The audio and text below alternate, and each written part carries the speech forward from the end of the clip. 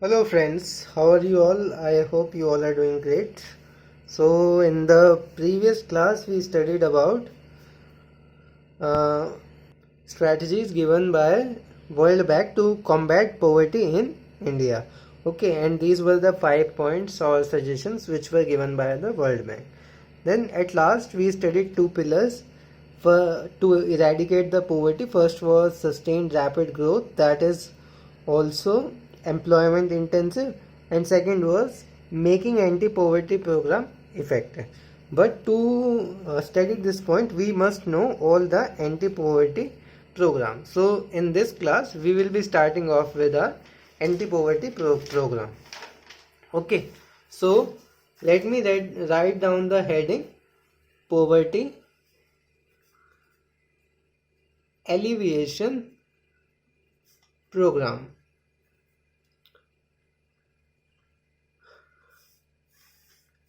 Okay, and the first one which we are going to study today is National Food Security Act.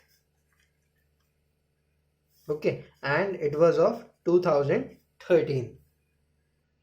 So this is the first program which we are going to study. So this National Food Security Act 2013 was notified on 10 September 2013. Okay, 10 September, with the objective to provide for food and nutritional security in human life cycle approach by ensuring access to adequate quantity of quality food at affordable prices to people to live a life with dignity. So basic objective was to provide the quality food, adequate amount of quality food at affordable price. Okay,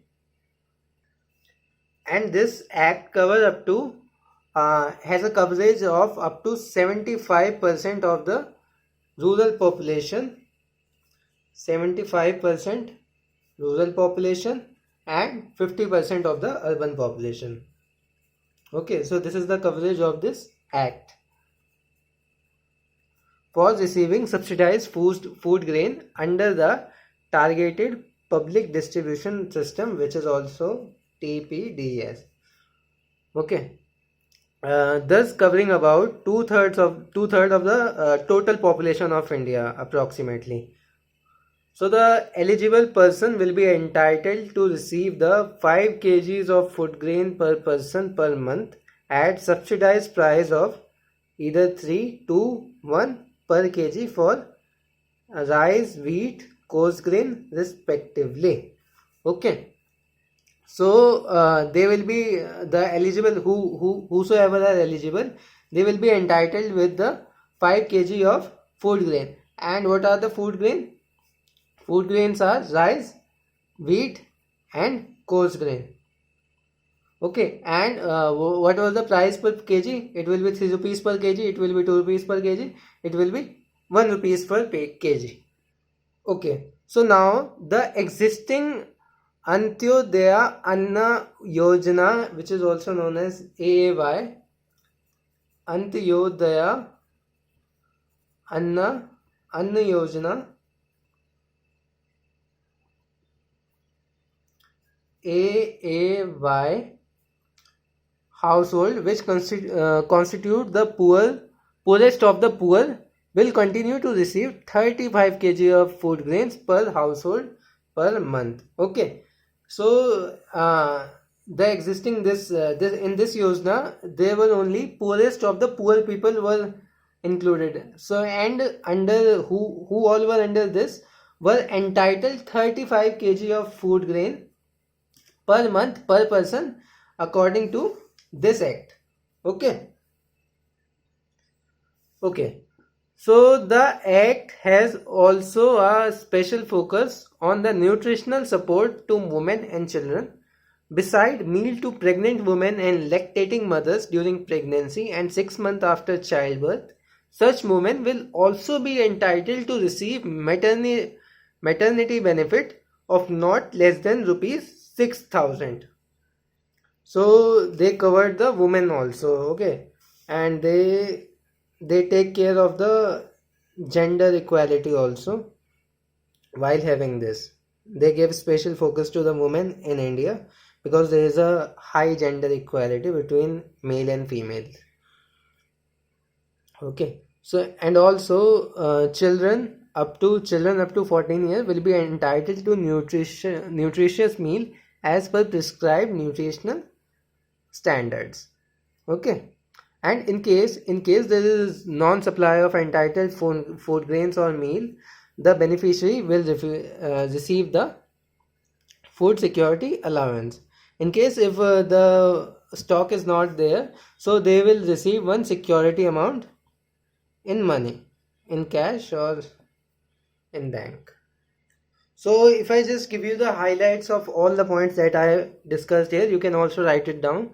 So first point is all AAY, or the poorest of the poor group, a priority group to receive the 7 kg of subsidized food grain per person per month, that is 35 kg of food grain per family per month.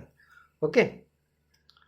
Okay, the second point is general household will be entitled to at least 3 kg per month per person.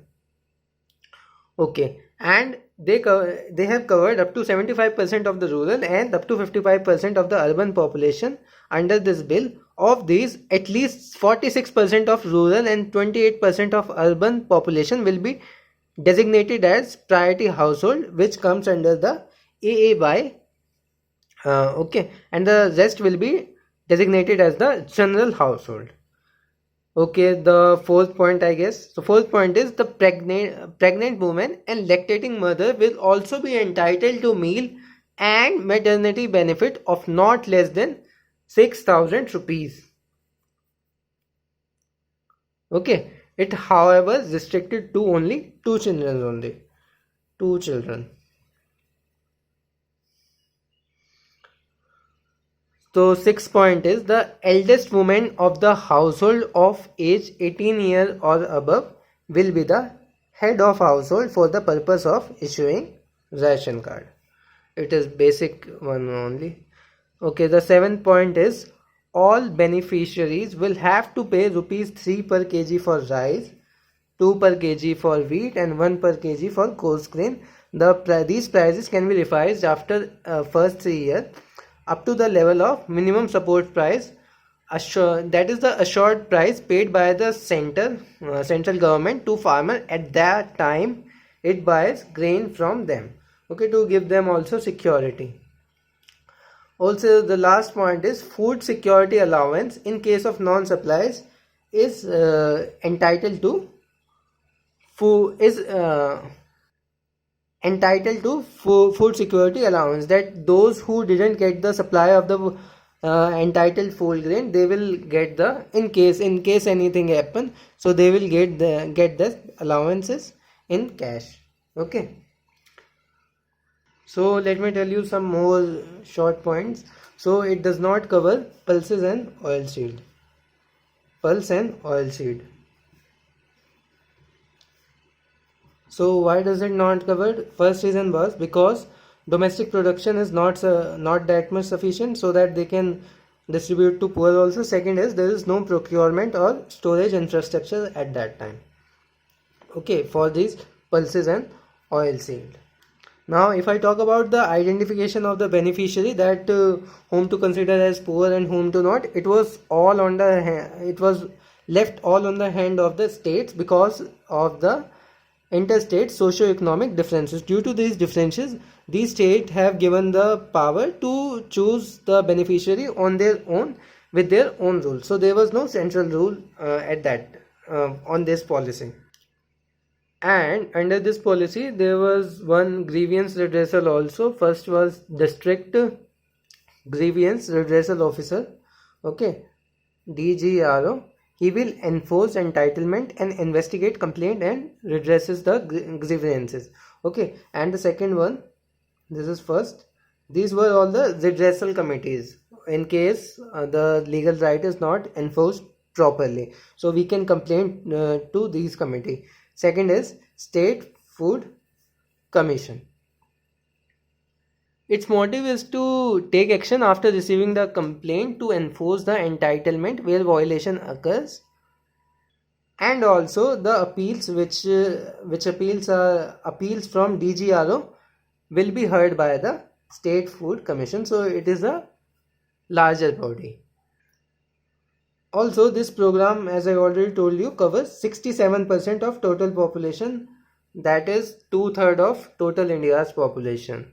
And there were some reforms also that were suggested to improve the PDS, public distribution system. First one was that there should be doorstep delivery to beneficiary. Second is end-to-end computerization. Third, beneficiary digitization.